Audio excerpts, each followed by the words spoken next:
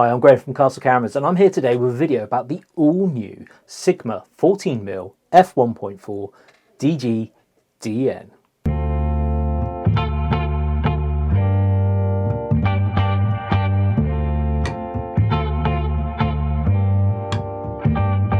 Now, I was originally going to make a video about astrophotography with this lens, and I will play for you the video that I made, but unfortunately we didn't quite get the Milky Way that we were looking for, but we still got a pretty decent image. Let's roll that video now. Hi, I'm Graham from Castle Cameras, and you join me here in the middle of the night in an undisclosed outdoor location so we can do some... Shit in hell, falling over. So Sigma built this lens with the sole purpose of being the best astrophotography lens you can buy. So it's coming in now, available in L mount and E mount, and as you can see, we've got it on a Sony A7R4 here. So what makes this a good astrophotography lens? Well, for a start, it's got a very wide aperture of f1.4. Now, the previous 14mm from Sigma had an aperture of f1.8. Now, the f1.4 actually gives you 58% more light, so essential for trying to suck in those stars when you're shooting in these very dark conditions. It's also very wide angle at 14mm, pretty much as wide as you can get without being a fisheye on a full-frame camera. So you get loads of sky in. There's also a whole bunch of other neat features which we'll touch on as we go through the video, but right now let's do some astrophotography. So we've got our great piece of foreground, which in this case is the brilliant Knowlton Church. So Knowlton Church is a great local hotspot for photographers. It's really good for landscape photography, well known for astrophotography as well. It's a great location, said to be very haunted as well, and believe me, we've had some shenanigans tonight, but I won't go into detail. Anyway, moving on. So we've got the lens, we've got the camera. So what do we need to do? We need to put it in manual mode. You're going to need the absolute control over this, over these exposure settings, because it's so dark, and we need to be on top of it. So what we're going to do is shoot as wide open as we can. We're going to put our aperture at f1.4. Now on this lens, it's on the clicking aperture ring on the front, so I've just set that round to 1.4. Now the idea of that is rather like the pupil of your eye. It's going to dilate nice and wide, let tons of light in, so we get maximum amount of light coming in from those stars. We're going to set an ISO of 1600 to begin with. It's just a general sort of starting point that I tend to use for most of these jobs, and then you can take a photo, assess what it looks like, and go from there.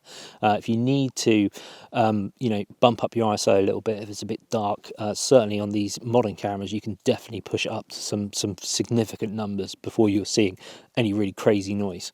And the final piece of the triangle of exposure is shutter speed. Now in astrophotography there's this great rule called the 500 rule, and what you do, you take the number 500, you take your focal length. In this example it is 14mm, and you do 500 divided by 14, and the answer is 35.7. So that's the time in seconds that you need to make your exposure.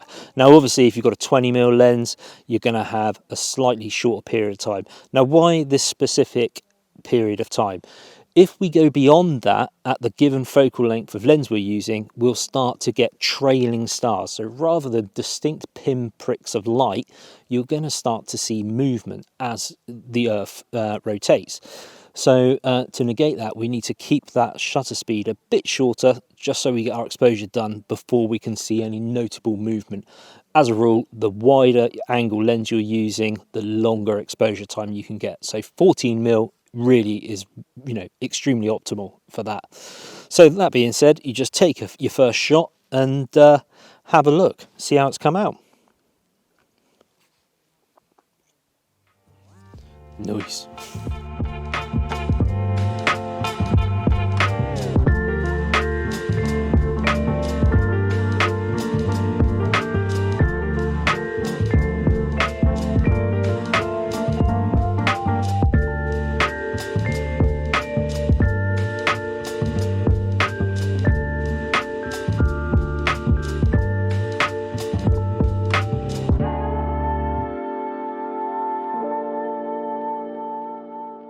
So as you can see, we had a great time out and about with the Sigma 14mm f1.4 DGTN.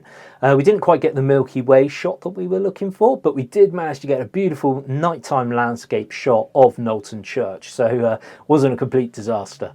But this lens is primarily designed for astrophotography, but it's great at other things like landscape, architectural photography, interior photography, and of course filmmaking. Let's have another close look at this lens. It's so beautifully made, really solid construction. I love the built-in lens hood, beautiful domed front element. You've got the function buttons on the side there, you've got one that's assignable, you've got the lock for the manual focus, so really good for when you're doing astrophotography. You could just lock off that focus ring just to make sure you don't lose your infinity focus. On the back there, the lens element, there's a nice little close-up. You can see the clip system to hold in those flat filters. And something I didn't mention on the video is this lip just inside by the hood, which holds a lens heater. So if you're out and about shooting in the night and you don't want your lens to fog up, you click on one of those little lens heaters and this will hold it in place. One of the greatest things of this lens though is this built-in Arca-Swiss tripod foot. I think it's absolute genius. If you've got an Arca-Swiss head, it makes mounting this lens to your tripod super easy. So as you can see, absolutely superb lens. We can't wait to get hold of some stock and have another play for ourselves. Available now on castlecameras.co.uk. Head on over there, check it out, along with all the other range of superb Sigma art, contemporary and sport lenses. I'm Graham for Castle Cameras. See you again soon.